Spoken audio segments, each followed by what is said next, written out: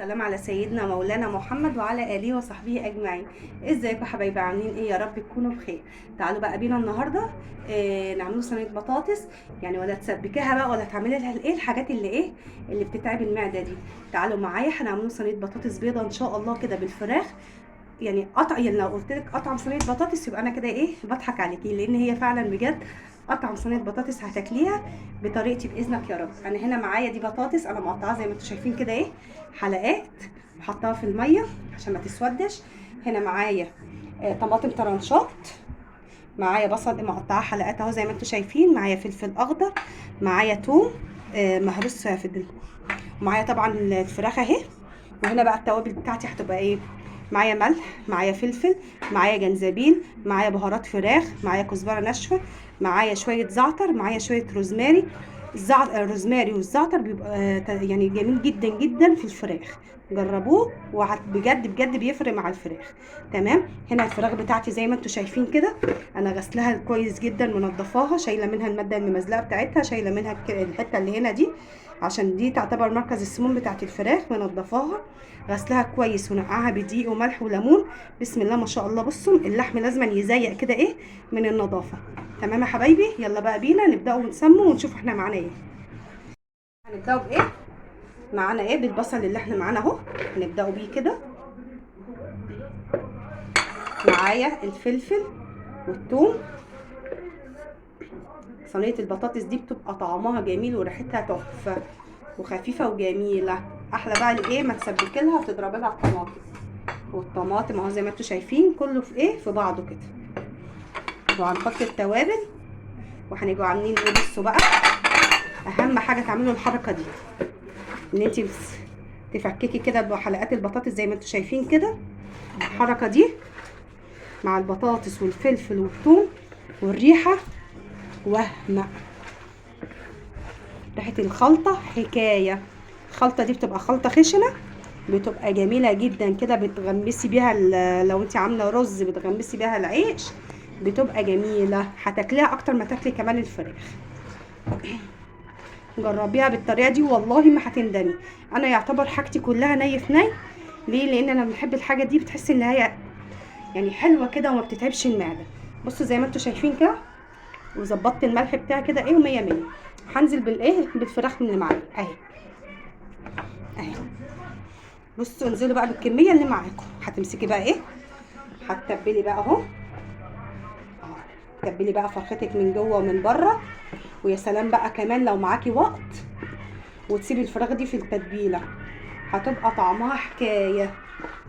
بصوا، خلي لحم الفراخ كده التتبيله بتاعته واصله فيه، وتدخلي كده ايه من التتبيله الحلوه اللي انت عاملاها دي. والله انا طول عمري بحب اعمل صينيه البطاطس بالطريقه دي، عمرها في حياتها ما خذلتني وبيبقى طعمها جميل اهو. هاخد بس الفراخ بقى بتاعتي كده واحطها في حاجه اهو. قلت لك لو عندك وقت سيبي فراخك ايه متبله اكبر وقت. بصوا اهي زي ما انتم شايفين كده. هاخد بقى بقيه التتبيله اللي معايا واحط البطاطس فيها. اتفرجي بقى على الطعامه والريحه، حاجه كده تحفه. الريحه دلوقتي جوعتنا، هي لسه نيه. جربوا صينيه البطاطس دي تحفه يا بنات، وفي نفس الوقت ما بتاخدش وقت، سهله وسريعه وفي نفس الوقت طعمها حكايه. وهتشرفك يعني قدام اي حد ان شاء الله، جوزك وولادك. بصوا اهو اهو. قلبت بقى البطاطس في بقيه الخلطه اللي معانا كده اللي هي في ني في ني.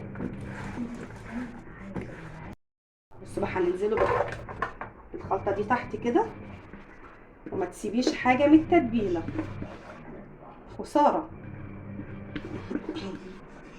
احنا مش بناكلوها ناي. احنا اهو، بص مصطفى بيقول لك احنا اساسا بنحب التتبيله دي اهي. هحط لها دلوقتي كوبايه ميه عشان البطاطس تستوي. مش هحط طماطم لان احنا بنحبها بيضه كده ايه تبقى ني في ني. بصوا حاولي بس ايه تخلوش بصل ولا طماطم على الفراخ عشان ما تتحرقش. عايزه بقى تزودي لو عندك صويا صوص، لو عندك اللي هو دبس الرمان، اللي انت عايزاه في تتبيلتك حطيه. عندك مسترد عايزه تحطيها، اللي تحبيه. عايزه تعملي كده زي ايام زمان كده، تبقى مية مية ومش هتقولك لا، وهتبقى طعمها حكايه. بصوا زي ما انتوا شايفين كده. هاخد بقى الحبه دول خساره، بجد خساره. هجيب بس كوبايه ميه احطها. ثواني يا مصطفى. من الجنب بقى هننزله بايه؟ انا هنا حطيت حبه ميه مكان التتبيله، هننزله بشويه ميه عشان تساعد ده ان البطاطس تستوي، وفي نفس الوقت الفراخ تستوي فيها كده وتبقى طريه كده وجوسي وحاجه كده وهمي. بصوا زي ما انتوا شايفين كده. بس ثواني هحط لها بقى ايه، معلقه سمنه كده على الوش، هي بقى يعني معلقه زيت زي ما انت حابه، تحمر لك بقى الوش كده، وتحافظ ان الفراخ بتاعتك تتن كده لحمها طري ما ينشفش منك في الفرن. بصوا بقى هحط كده ايه معلقه سمنه تساعد ان يتن الدنيا عندك ايه طريه كده وجميله وجوسي كده والفراخ كده بيبقى فيها عصاره كده وجميله يا بنات. بصوا، وفي نفس الوقت البطاطس بتاعتك ايه تبقى ايه جميله كده مش معجنه ببعضيها. مش عايزه تحطي معلقه السمنه دي، حطيها زيت. بس انا صراحه بحب معلقه السمنه في صينيه البطاطس، بتديها طعم احلى، بس زي ما بتحبي. لا بس خلاص هدخل بس كده.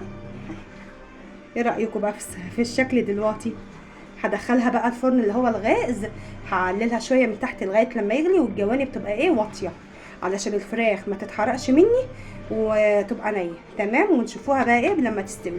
بس تعالوا بقى بينا، صينيه البطاطس دي ما تنفعش غير مع طاجن رز معمر كده. تعالوا شوفوني بنعمله مع بعض ازاي، يلا بينا مع بعض الطاجن. هنا معايا ده حوالي كيلو رز زي كل مره ما بنعمله. هقول لكم ازاي. بصوا الرز وهو ني تعيروه ازاي في الايه في البرامه. لازم لما هو وهو لسه ما اتغسلش يبقى مغطي عقلتين صوبع، يبقى مغطي عقلتين من ايه من صبعك كده. بصوا اهو زي ما انتوا شايفين كده، عقلتين صوبع. طب السوائل هتحطيها ايه؟ هقول لك من غير بقى ايه ما يقول لك حطي مش عارفه ايه. عيري الرز وهو ني وما اتغسلش اهو.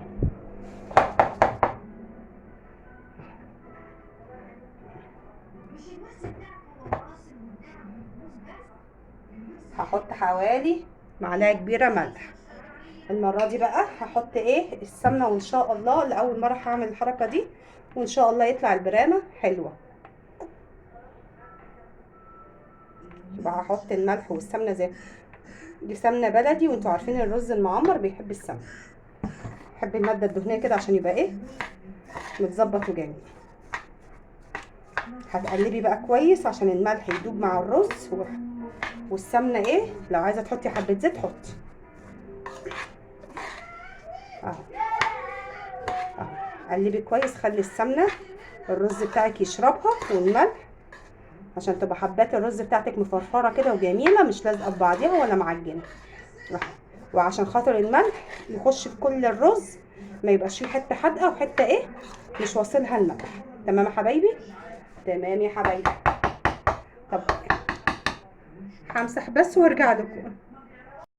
انا مش عايزه اقول لكم ريحه الرز لما اتقلبت في السمنه والملح ريحته عامله ازاي. والسلام بقى لو عندك معلقتين قشطه وقلبت كمان الرز بيه تمام. بصوا انا هنا معايا شويه حليب كده ايه في اللبانه هحطهم. طب هتحطي حليب لغايه لما الحليب بتاعك يغطي وش البرامه، وش الرز بتاعك تمام. هحط بقى من هنا كمان، حطيت الحبه اللي كانوا باقيين في اللبانه، وهكمل بقى لغايه بصوا بسم الله ما شاء الله الحليب نازل بالايه بالدسم بتاعه بجماله كله.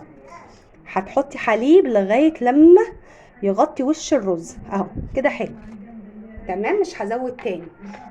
طب هتعملي ايه؟ هزود حوالي كوبايه ونص ميه. لازم يا جماعه برامه الرز يتحط لها ميه عشان خاطر الرز بتاعك يستوي. لو عملتيها بالحليب كله صافي الرز بتاعك عمره ما هيستوي، بالذات ان اللبن بسم الله ما شاء الله بلدي وفلاحي وبخيره زي ما انتوا شايفينه. هيطلع غصب عنك ان الرز بتاعك محسول مهما عملتي. يبقى انا هنحط حوالي كوبايه ميه، وهسيب حوالي نص سنتي كده ايه من الدستة فاضي علشان خاطر الرز لما يغلي في الفرن ما يفرش واللبن يفور ايه في الفرن. هجيب هجيب بس كوبايه ميه وهرجع لكم. بصوا بقى حبايبي، انا استخسرت ايه شويه الحليب اللي في اللبانه، فحطيت شويه ميه ومصمصت بيهم اللبانه كده حرام. بصوا امتى اوقف؟ لما الماده بتاعتي، السوائل بتاعتي اللي هو الحليب والميه، يغطي عقله ونص من الايه، من الرز. لسه بصوا هو لسه مغطي اول عقله. احنا في الرز العادي طبيعي اللي احنا بنغطه، في الرز العادي اللي هو بيتعمل على النار من فوق بنغطيه عقل، يعني عقله صباع. في برامه الرز غطيه عقله ونص، عشان ده ما بيبقاش ايه متغطي، عشان يطلع بصوا معاكم مظبوط. اهو بصوا اهو عقله ونص زي ما انتوا شايفين. تمام.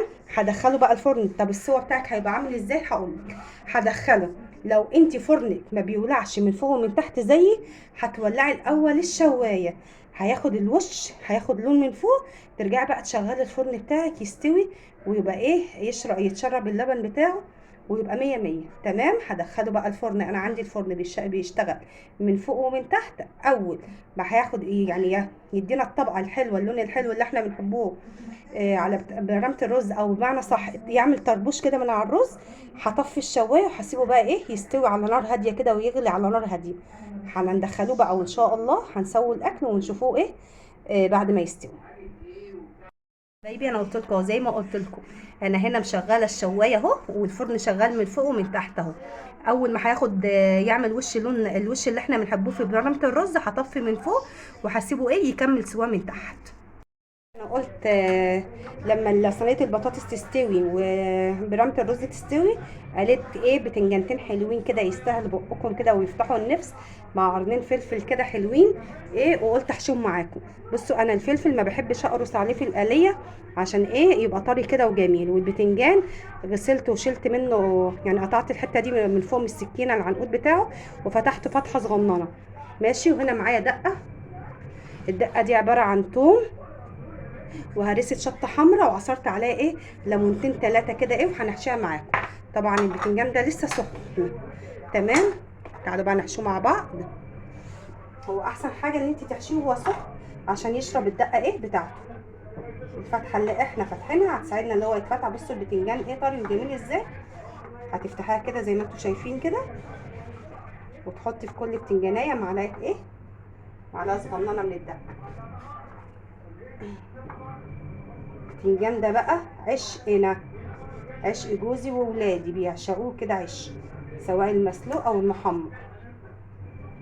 طالما احنا في الصيف وموجود يحبوا على طول يقول لك اقلي لنا بتنجان وفلفل. لا بصوا الفلفل انا بحب اديله فتحه من فوق كده واحشيه زيه زي البتنجان.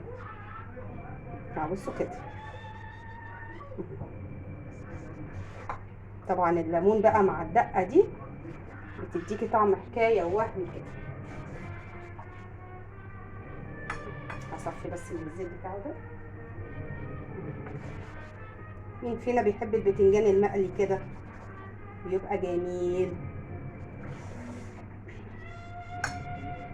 حاجه كده حكايه.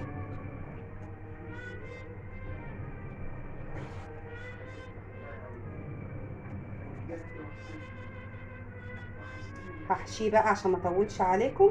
انا قلت بس ايه اقول لكم اللي انا عملت البتنجانتين دول كده قبل الاكل ما يستوي نبلعه ايه بيهم. طبعا بقى ايه زوقي براحتك، ده غداكي والايه والعين بتاكل قبل الايه قبل البق. هظبطه واملحه وارجع لكم. بحب ازوده بقى ايه ليمونه كده بقى، بتحمره بقى وبتخليه اللون الاحمر الجميل اللي احنا بنحبوه، تديله بقى مزازه كده وجميل. جربوا بقى تعملوا البتنجان بالطريقه دي جميل. هو مجرد ان انتي ده طبق بتنجان، بس طبق بقى ايه يفتح النفس بجد.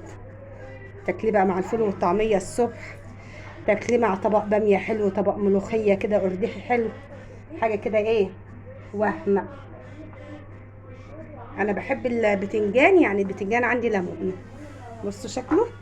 هشوف بقى بقيه الاكل وارجع لكم. حبايبي انا هنا غدايا خلاص خلص اهو. بسم الله ما شاء الله تبارك الرحمن. برامه رز اديكم شايفين. بصوا بصوا اللي يعمل بقى عند برامه الرز زينا نقول له يا عمنا. وعملت كمان طبق سلطه كده وطبق البتنجان بتاعي. بصوا يفتح النفس كده. لو نفسك مسدوده بصوا، عايزه اوريكم البتنجان بدأ يحمر ازاي كده، حاجه كده ايه، حكايه. تعالوا بقى شوفوا، اوه سخنه لسه. بصوا اللي يعمل بقى صينيه البطاطس بالفراخ دي زيي، بصوا مية مية. عملوها بقى بطريقتي دي والله يعني اضمن لك ان انت هتاكلي احلى صينيه بطاطس بالفراخ، ريحتها قلبة الدنيا بقى ولا طعمها. تعالوا نشوفوا مع بعض الاكل قد ايه هو مستوي. صراحه انا مش عايزه ابوظ شكل الاكل الجميل اللي يفتح النفس ده. بصوا بسم الله الرحمن الرحيم. بصوا بصوا فظيع. بصوا حبات الرز بتاعتي مفرفره ازاي، عقد الرز مظبوط تحفه طري. بصوا حاجه كده ايه، وهم وهم وهم. بصوا حاجه كده تستاهل صراحه بقكم، والله بجد حاجه تستاهل بقكم. طب الفراخ حاضر، استنى هجيب لكم ايه، بسم الله. واو، هطلع لكم بقى ايه. بصوا بصوا بذمتكم ودينكم ايه رايكم؟ قولوا لي رايكم في التعليقات، وما تنسوش تحطوا لي اللايك وتشتركوا لي في القناه لو انتي لسه جديده. ولو عجبك غدانا النهارده ما تنسيش تحطي لي اللايك وتشتركي لي في القناه وتكتبي لي تعليق حلو زي قلوبكم يا حبايبي، بحبكم يا اغلى اخوات. بصوا بقى، بصوا البطاطس مستويه، الرز زي ما انتوا شايفين كده حباته بصوا مستويه وبتلمع وجميله.